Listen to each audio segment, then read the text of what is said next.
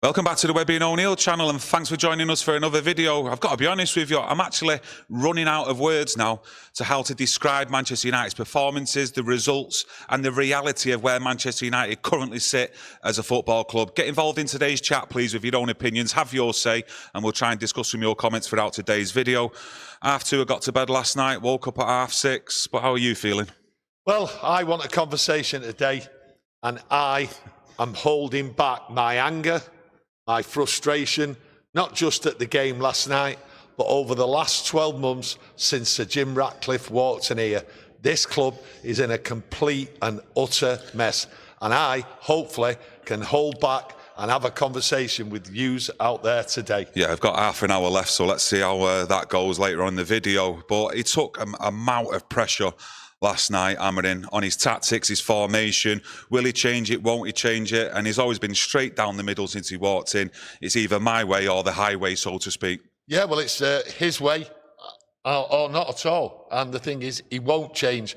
And anybody saying differently is deluded. He's clear in what he's come here for, how he's going to play, what he needs, and he knows he hasn't got the players for it. The players can't play this system, and he is definitely not changing. He was brought, Kieron, he was brought in to play this system.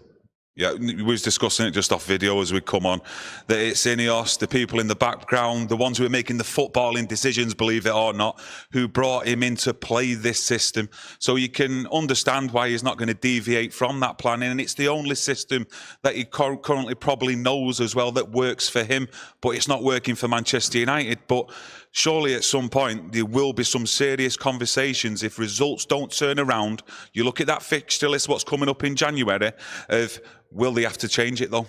Well, you look at the results and you look at what's going on, and he's clear that these players can't play this system. So it's down to INEOS, it's down to Sir Jim Ratcliffe. Have they got the trust going forward in Amorim if it doesn't change round? Now, I don't see how it can change round because these players aren't good enough. The manager, as Kieron says, is being honest with us. That's why we've took to him. Every time he has a press conference, I sort of engage with him because I'm understanding what he's saying. Yeah. He's on our level as fans and he knows the task ahead. But the thing is, we've seen Sir Jim Ratcliffe since he walked in here.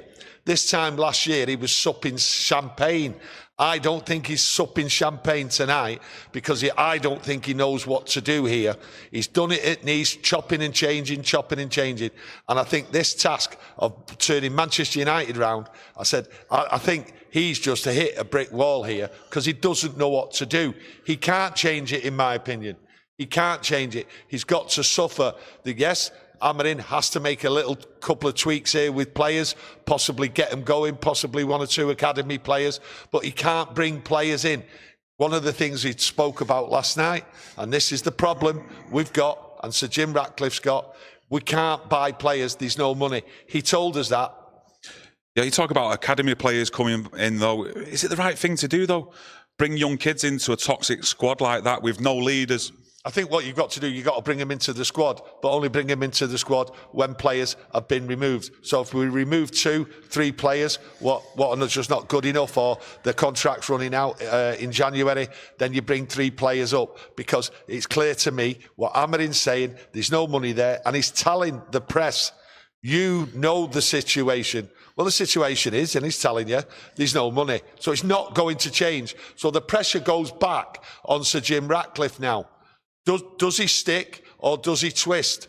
And we've seen what he's done before, and we've seen in the last 12 months what he's done. He's been ruthless here. It's been outrageous. He talks about bringing the Manchester back into Manchester. He hasn't got a clue as far as I'm concerned. This is a man what's talked about, I know the heritage of Man United. I know the history. I'm right behind with the fans and all that. I'm going to bring the glory days back. He's destroyed this club in 12 months. The toxicity surrounding this football club is unbelievable. And that's why I'm struggling to hold back my anger and my frustration. There's a couple of comments in the chat since we started this live asking, do you possibly think it could be Amorim's last game if we lose heavily to the likes of Liverpool? I'm not too sure just on that right now, but I'm looking at that Southampton game. For me, that's a huge, huge game, because if we do lose against Southampton, So Jim Ratcliffe and the fellas behind the scenes making these football decisions, they ain't going to point the finger at themselves. And I think that's when a panic button could possibly be pressed. I don't want that to happen because I've really took to Ruben Amorim and the honesty that he brings. Changing the formation, the system right now to suit the players who threw a manager after manager under the bus doesn't sit right with me. And I think he should stick to his principles and stick to it going forward. It's the club, it's INEOS, it's Jim Ratcliffe who have brought Amorim in to play this system. All the blame, if any, out there should be focused on them, not the manager, and it's the manager that we should be getting behind. This is what the owners want. This is the style of football. This is the manager. We cannot have players winning again. These are highly paid players. They're athletes. They're professionals, okay? A tweak to a system. What's wrong with that? We've all played football, been out there, been on the field, and things change. These players can't change. Amorim said that. They're not good enough to change. So we have to stick with Amorim. Yes, results do come into factor. But at the end of the day, let's have it right. These results have been poor. The performance has been poor. But the manager knows what the problem is. So do you give him time? Of course you do. You give him the summer. You give him the money.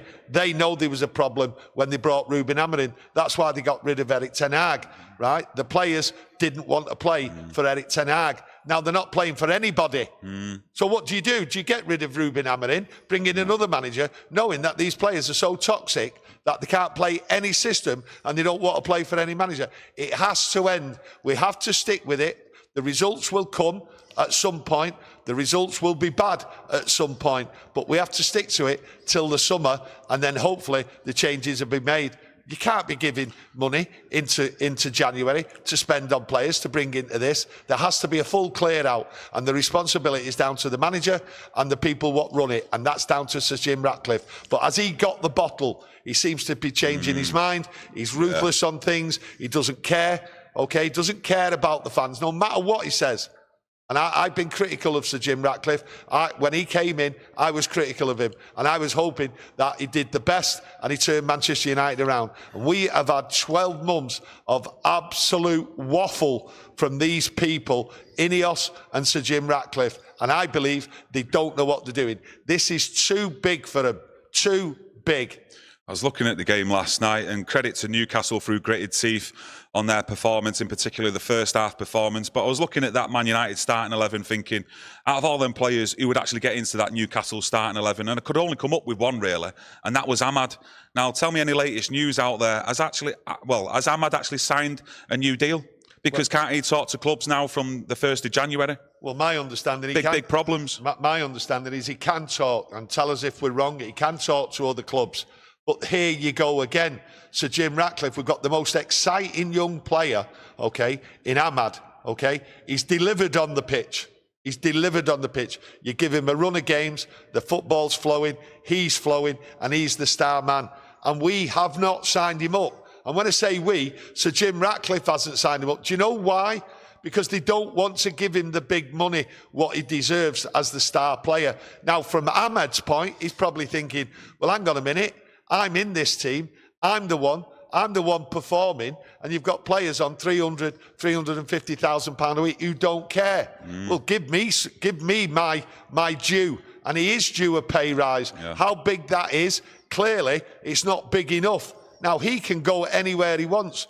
Why haven't they put him down to pen and paper and sign that contract? This could be a massive failure over the next 3 days, and we will be looking at it and hoping that Ahmad signs. But I think INEOS and Sir Jim Ratcliffe might have to cave in here, because if Ahmad goes, the roof in this ground will go off with the toxicity from United fans. There will be an outpouring of anger, and I think Sir Jim Ratcliffe knows that. This is the last thing he needs at the end of 12 months being in charge, losing Ahmad for free. Yeah, Ray Cal... For free. Yeah. I don't even take that in your head for free. Ray Carl Brown from our members club says, I'm tired of players missing chances. It's terrible. And something that really infuriated me last night, and I've not heard anyone pick up on it, was Casemiro in that first half. I think it was an injury time. Missed a chance. It was a pass from Kobbie Mainoo. Yes. But it was Casemiro's reaction to Mainoo in this bullying type of way in front of a full packed crowd at Old Trafford as to like put the blame on Kobbie Mainoo for a pass to him where Casemiro himself couldn't even wrap his foot around it to bend it into the side net, but put the blame on Kobbie Mainoo in front of all the fans. If I was Kobbie Mainoo, I'd have got him in the dressing room and stuck it right on him in between the eyes, because I thought that was an absolute disgrace that one of the older players in there, the more experienced ones, chose to point the finger at someone else on a young lad. Yeah, well, this is the problem with the young lads in there. When these are older, experienced players, Casemiro's won everything. He, like lots of people on that pitch last night, all they did was look round and point and put the blame on each other. Yeah. Casemiro had a clear opportunity to hit the target. Never mind score, hit the target. And he fluffed it. And it was a chance under no pressure. And then he turned round and put the blame on Kobbie Mainoo. Bang, out of order. But that does not surprise me with these older players. Okay, Casemiro, legs have gone, he's slow, given an opportunity, gone. He just can't do it.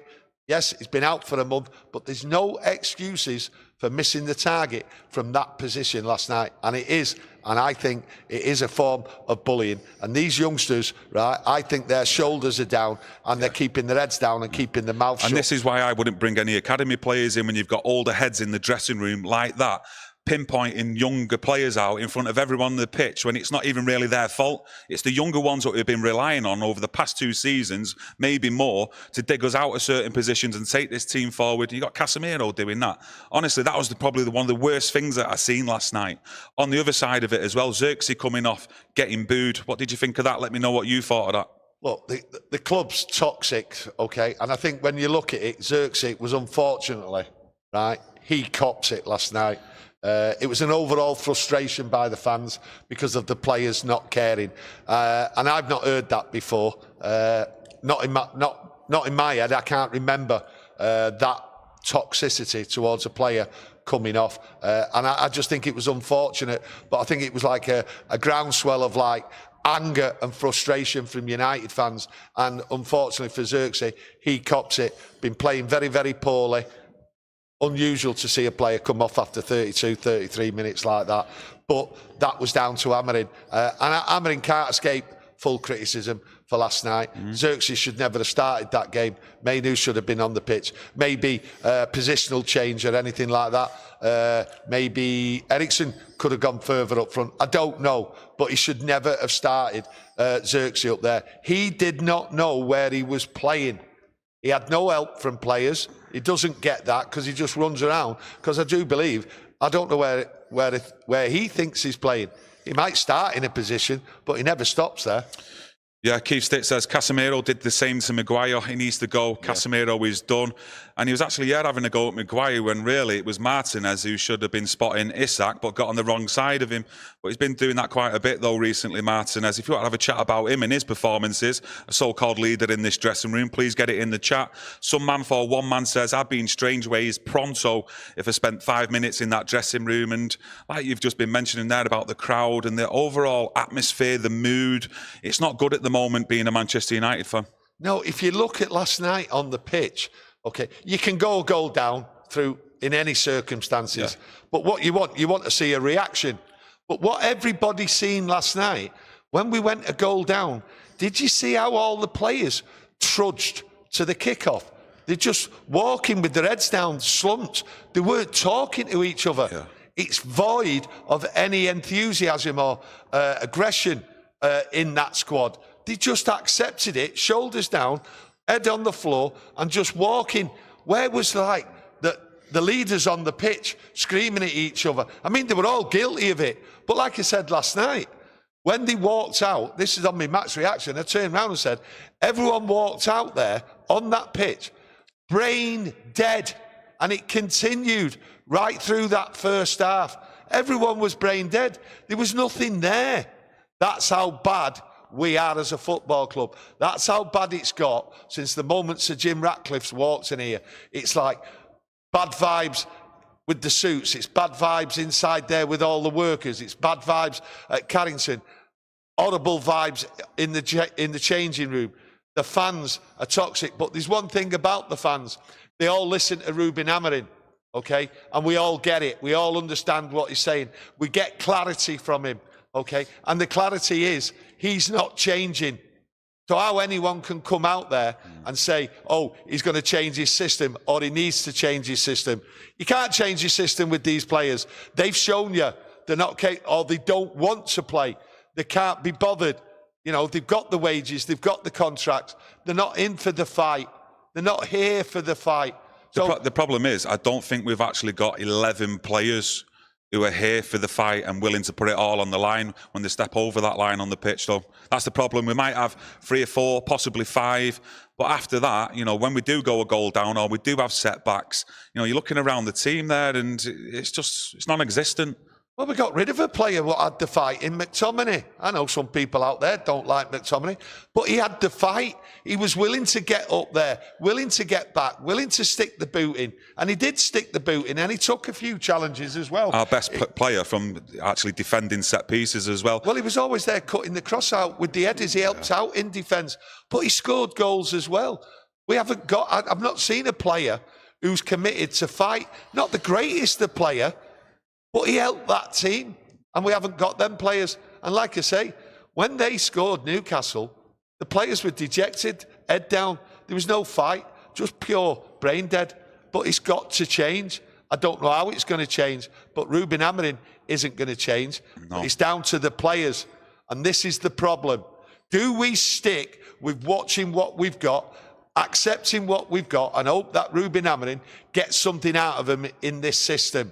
Right? We have to accept it as far as I'm concerned. Ralph Rangnick turned around and said, listen, you've got to clear out here. You've got to clear it all out. Well, it said open heart surgery, Open heart surgery. Well, this is open heart surgery now. It's clear to everybody, okay, about these players. Is there players in there up for the fight? Yes, I believe there's a few players up for the fight, but they're keeping their head down because they're being bullied, like your Casemiro shouting at Manu. You know, things like that are happening. Yeah. So people like Casemiro have got to go. It's on the cards he's going to go, okay? Yeah, but we say that. It's on the cards that he's going to go. What club in the right mind is going to come in and sign Casemiro? Even if the clubs come in and Man United said, right, just take him off the wage bill. You know, you can have him for free. Who's still going to go and buy Casemiro? Well, honestly, and it's not just Casemiro. These other players there as well. We've got Christian Eriksen, Lindelof. Their contracts are up in the actual summertime, but they're not going to leave. They're going to sit on the money that they've got now until the summer comes. We're not going to be able to shift them in January. Try and recoup some money in so we can invest it, let's say, in a left wing back spot, which is vitally needed, in my opinion. Well, I listen to people watch us, and I think they understand. I think you all understand that these players' contracts and they're going to sit there. Well, if they sit there, they sit there. Well, what's the point of changing a manager, for instance? What's the point of panicking? We just have to accept this is the state of the club. And you hope in the summer, okay, things can turn round. Yes, I'd love Casemiro to go and maybe bring in a lone player or something like that. But the reality of it all is these players what need to go will still be here picking up the wage because that's what they're playing like. That they're just here to pick up the wage. I mean, you've got players there on the bench who were sat there before the game starts, sat there slumped, not interested, couldn't care less. And then you have players who are brain dead, who start lethargic and don't even run. The running last night, the energy and all that last night was pathetic. But it's not the first time we've seen it, but it has to change. But my belief is it won't change till the summer. It can't. D134, welcome to our members club. Rich Club Sport says, Fabrizio Romano said only 2 players are safe without naming them. That's a damning assessment on MUFC currently. I won't be 100% that he actually knows anything. I think he's a bit of a grifter, and it's his perfect opportunity in the transfer window coming January to spout more nonsense. But Zamiasi, thanks for your super chat. Why did you get rid of Alanga, who is better than your strikers? Get ready for the FA Cup. Merry Christmas, Tony and all. Now, I mentioned to you, you had Anthony Alanga, not a world star, not a world beater, but it definitely fit into this system more so than what Anthony did or does and what we paid for him. That sort of transfer business, the actual recruitment over the years for me, it just highlights it even more and more and more. Well, the reason why we got rid of Alanga and other players, what have gone on to play decent football, is because we never had the clear out. We just never had the clear out what was needed. The easy option, the other players what were in there, they ruled the roost. They were the dominant ones in there. So, we're not doing well. Well, let's move Alanga on. Well, he might be all right in 12 months' time. He's learning his trade. He's a young lad. He'll get better. No. We'll have to move him on. That's what's gone on in the open heart surgery. We never had it. We haven't had it yet, okay? So the easy options were always easy to move on. The excuse. Bob W has gifted 5 memberships. You're absolute legend, mate. The 5 people who've got their memberships. Give a big thank you, to Bob. What's his name, Bob? Hopefully I've got that right. Lots of chats coming in right now. I'm trying to get some of your comments off. Amy says, hi all, but Tony, you were happy to get rid of Scott McTominay. We should have never sold him, and the team is a joke. I wouldn't say that, Amy, but I'm sure he's going to put you straight right now. Yeah, Amy, I don't know whether you're trying to get me angry, what's inside me, to come out and defend Scott McTominay. Everybody knows I've always liked Scott McTominay. I never wanted him to leave, just like Erik ten Hag didn't want him to leave. He knew how vital he was in certain areas on that pitch and what he could get out of him. He always got a graft out of Scott McTominay. I always liked him. I never called for him to go. I was one of his biggest supporters, and there's a lot of people out there what can back me up on that. So, Amy, I don't know where you get that from, but I'm not biting. I'm not getting angry. Good try. Good try. I'm sure there'll be plenty more people trying in the chat. Yes. Crooker 2010 says, if you wanted to destroy a successful institution, you'd be hard pushed to find a better template than what the Glazers have done to Manchester United. Not just the Glazers now. It's down to Sir Jim Ratcliffe and INEOS. Sir Jim Glazer. Yes, Sir Jim Glazer. I think they're both working hand in hand, penny pinching and everything else like that. They're looking forward to bringing in young players for minimal money, substandard players. If you look at this club, you have to ask yourself, who's been picking these players? The scouts. You have all these people running around with laptops, with stats and everything on players, clearly not working. These people in the background are in there. They're not just in there. I think they've brought these people in, and it's just not working. Common sense. Your eye test is always the best when you see a player. But Jim Ratcliffe, INEOS, they've all talked about laptops, stats, you name it, the lot. Doesn't always work, and it's clearly not working here because we have had 12 months of absolutely poor results and mismanagement. D134, thanks for your super chat. He says, I genuinely believe that this is exactly what needed to happen at this moment in time. Otherwise, it's going to be the same cycle, i.e. with managers, etc. Oh, listen, I'm not too downhearted as people might think. I'm glad it's happening because it's needed.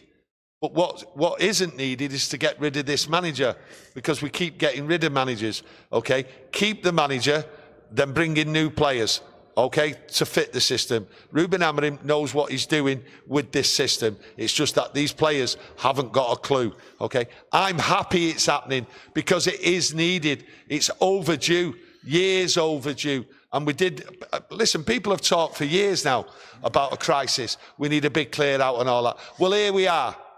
Here we are, we're at a big crisis. We need a big clear out and everything. So I'm accepting it.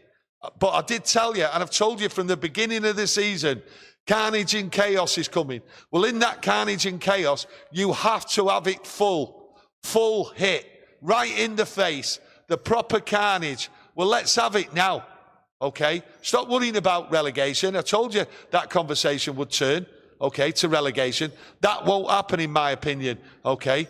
But that's just my opinion. Let's have the full carnage. Let's accept what's going on, that it's needed for the benefit and the health of the club. Let's hope Sir Jim Ratcliffe turns it round. Let's hope Amorim turns it round. And let's hope we get some players in. But he knows, Sir Jim Ratcliffe, he's got to spend big on quality. It's the quality we need. It's not just quality, it's the character, I think, as well. I think that's the most important thing as well. Just players willing to run for the actual team, not just for individuals. It's all about me. I want to be on the back pages. We're here as a team. Ramesh, thanks for your super chat. Thank you. It's like relegation is the goal for the owners. Win the championship and get the 200 million promotion money based on their actions or lack of thereof. I don't know about the facts and figures about money going down, coming back up, but the prestige of Manchester United, where we are, and what we aim to be.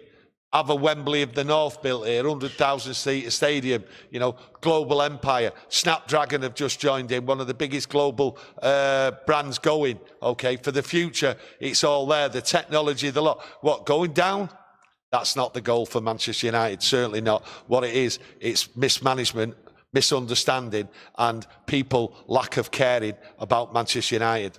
And that's on and off the pitch. Yeah, Ram S did follow up with, I'm going off their lack of action as well too. That, but lack of action as well, it seems to be in the January transfer window. Do you still actually genuinely think that it'd be best for academy players to be tried into this first team squad? Because I'm just not all for that right now with the toxicity, what's in there, especially from the older heads in there. No, what I'm saying is, if players leave, the toxic players, a couple of them, okay, should be replaced by youngsters in the academy. Yeah. That's how I see it, okay? Or loan players. But the toxicity players, what are in that squad, have to leave. If you've only got 6 months, 4 months left on a contract, just get them out. Just send them somewhere else. But I don't think they're going to go, okay? So that's why I say to you, there's more carnage coming, okay? These players rule the roost. They don't care. They just don't care. They've been given all the riches, and that's all they're bothered about. We see it day in, day out, and we've seen it now for years at Manchester United. So a full clear out has to come, and more carnage has to come. But I'm confident of the long-term future, okay? I'm confident. But in the next 6 months, the decisions what have to be made have to be the right decisions. Yeah. The penny pinching has to stop. But I'm not too sure on Sir Jim Ratcliffe whether he can stop that, because it's in his nature. Maybe the penny pinching has to be done, though, to invest into the squad, because when you're looking on performances last night and in recent weeks, we need a full 11. We need 11 players to play this system, because you could only maybe say 1 or 2 who have an idea of what they're actually being told to do and following out them instructions on the pitch. I think it's clear that the older players, not interested in changing. They're just happy, I think, a lot of them, the older players, picking up the wages, getting through it, and then moving on. They don't care. They're not here to change. It's the young uns what are here to change. You can see the frustration with the youngsters, and with the youngsters as well. You're seeing them keeping their mouths shut. That's a poor sign. That is a poor sign. That tells you there's no communication on the pitch, inside the club, inside the dressing room. They're just sat there in their own corners. I spoke the other last week, I think it was, about in the players' lounge before the game. The young players aren't talking to the old players. Some of the older players are sitting alone over there. Someone's sitting there. They're not communicating. There has been no communication. It's so poor. And Ruben Amorim's had it all to do. He's walked into a club where people are in their own world, and he's got to change it round. Yeah, just going to dive back into the chat. Cyril, thanks for your super chat, my mate. I'd rather see youth and go down as Manchester United than see this overpaid set of proven mediocrity mock the working fans for the next months. A set of proven mediocrity, yeah. I want to see, if we go down, so I'm talking hypothetically here, if we go down, I want to see my players fighting going down, not walking round the pitch, not caring about the badge, about the club, about the fans. I want a fight. I watched United get relegated. I was there inside the stadiums, home and away, watching Manchester United get relegated. But I seen a fight. No complaints from me, no complaints from everyone around. You go back there, look at all the games and that. There was a fight in the game. We was unlucky getting beat 1-0 in some games. Should have won them. But there was fight. So whatever happens from this moment till the summer, I want to see a fight. But am I expecting one? I know a lot of yous out there aren't, and I'm not expecting a fight from some of these players, because some of these players we won't be able to get rid of, who we need to get rid of, and they're not interested in the future of Manchester United. They're interested in themselves. So there's no fight. You've seen it last night. You've seen it in lots of the games at Bournemouth. You've seen us starting games so slow.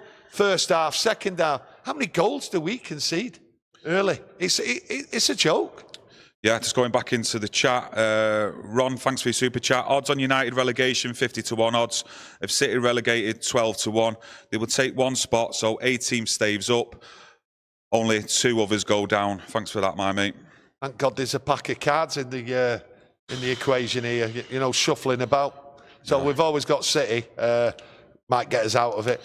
Yeah, I think we're going to wrap it up there, though. But I'd just like to thank you all for getting involved today. Loads of different opinions in there. Brilliant. It's actually great to see a difference of opinion as well. If you enjoy the channel, you want to help support us, please leave a like on it. It's much appreciated. Yes. We're going to wish you a happy new year. Yes. And all the best to you, your loved ones. And let's hope for better performances, results, and mood surrounding our football club for 2025. My fingers are crossed. Let's hope so. We're going to take a day off tomorrow on Wednesday, try and recharge the batteries, and let's go again on Thursday and look towards the weekend. What a huge, huge game that is. Thanks, everyone, and you take care. Thank you. Happy New Year. Happy New Year.